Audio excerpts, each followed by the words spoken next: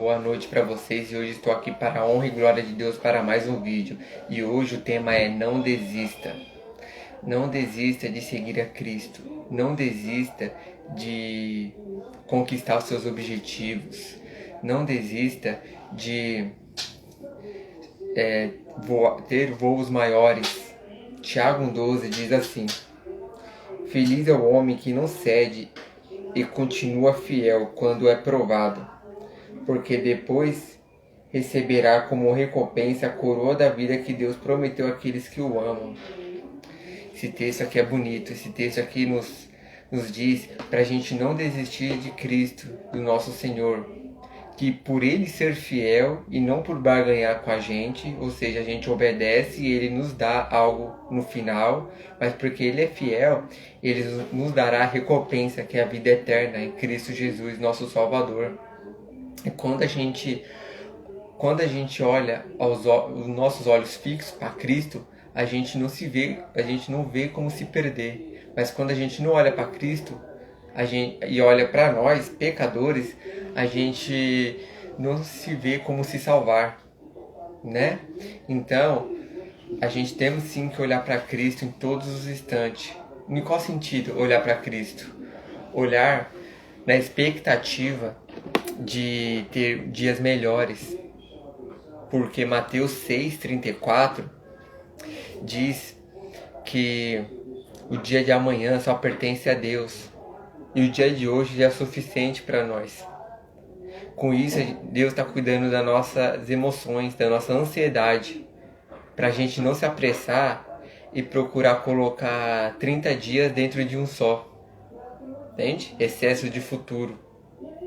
Asaf, que é um salmista, lá no livro de Salmos, ele se encontrou em certo momento com esse desânimo, com dúvidas sobre continuar seguindo a Deus ou não. Vamos lá para Salmos. Salmos 73 diz algo interessante para nós aqui, ó. Salmos 73, a partir do verso 1, diz assim: certamente é verdade que Deus é bom para Israel, para as pessoas que têm um coração puro. Mas quanto a mim, quase tropecei e caí por pouco, não abandonei o caminho certo, pois tive inveja dos orgulhosos, vendo o sucesso e a felicidade desses maus. Vamos parar aqui no verso 3. Muitas vezes a gente temos a tendência de olharmos o crescimento dos outros, mesmo muito mais quando os outros não seguem a Deus, quando os outros não temem a Deus. E nós tememos a Deus e mesmo assim não acontece nada de bom para a nossa vida. Calma. Os pensamentos de Deus é maiores do que o nosso, né? Isaías 55, 8 e 9. Ou seja, os planos dele é maior do que o nosso. Calma um pouco mais, que talvez ele esteja preparando o seu coração para você receber coisas maiores. Não é verdade? Para você saber lidar com coisas maiores. Seja fiel no pouco, que ele te colocará sobre o muito. E aí, continuando, verso 4. Para eles, a vida é tranquila, sem preocupações. Eles têm boa saúde e estão sempre fortes. Eles não precisam se cansar, nem passam pelos problemas e aflições dos outros homens. E Asaf continua relatando, até que o verso 13 diz assim, ó: será que foi à toa que eu me esforcei para manter o coração puro e ter as mãos limpas de pecado? Ou seja, Asaf se encontrou numa dúvida aqui, se questionando. E não é errado a gente se questionar muitas das vezes. Muitas vezes a gente se encontra injustiçado, né? Injustiçada. Como que todos estão contra nós. Todos vão sempre aprontar conosco. Mas a palavra de Deus, ela é forte. Ela nos dá esperança, convicção que o dia vai ser melhor, o dia após o outro. A alegria pode durar a noite toda. Ou melhor, a tristeza pode durar a noite toda, mas a alegria vem ao amanhecer. Salmos 30, verso 5. Não é verdade? E aí, continuando. Então um dia, verso 17. Então um dia, quando eu estava no templo de Deus, Entendi o triste destino reservado para os maus. Isso aqui é interessante, porque Deus vai trazer justiça para aqueles que de forma rebelde não aceite ele como Salvador, aquele perverso. E Deus não tolera a perversidade. Aquele por livre e espontânea vontade, ele não tá nem aí para as coisas de Deus, não tá nem aí para a moralidade, quer pintar e bordar. Esses vai cair juízo sobre eles. E aí, continuando, o verso 21 diz assim: quando o meu coração ficou voltado contra Deus, as minhas emoções entraram em guerra dentro de mim. Verso 22, agi como um irresponsável e ignorante diante do Senhor. Minha atitude era de um animal sem entendimento. Apesar de tudo isso, o Senhor estava sempre ao meu lado, segurando bem firme na minha mão direita. O nosso Senhor é tão bom, tão maravilhoso, que Ele está perto de nós de qualquer jeito, independente que as nossas emoções nos digam que a gente sinta que Ele não está perto. Ele está de qualquer forma, porque Ele não depende das nossas emoções. Ele não depende dos nossos sentimentos para estar perto de nós. Isso é muito lindo e bonito. E temos que agradecer a Deus todos os dias por isso. E o verso 24. O Senhor me guia com sua sabedoria durante esta vida e depois me receberá com honras.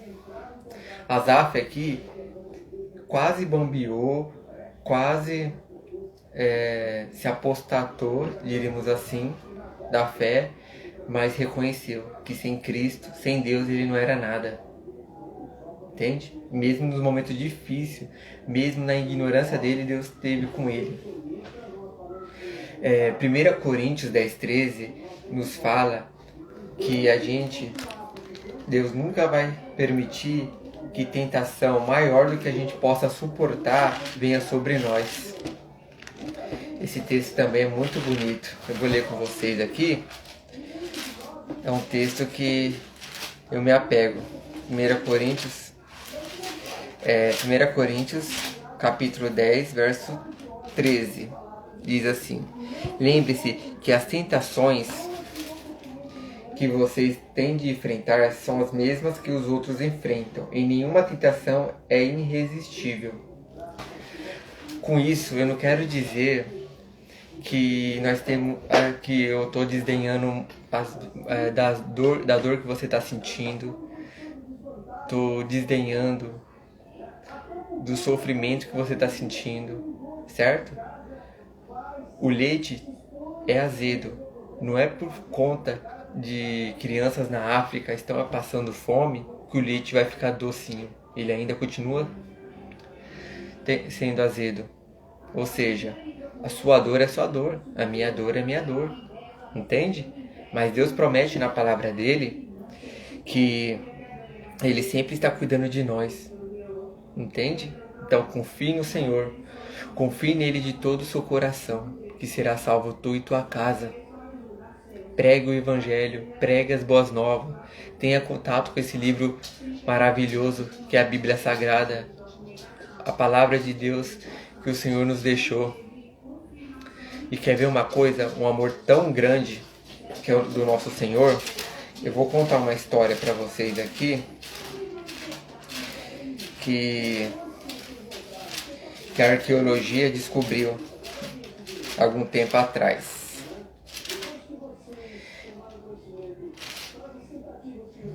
Isso, aqui.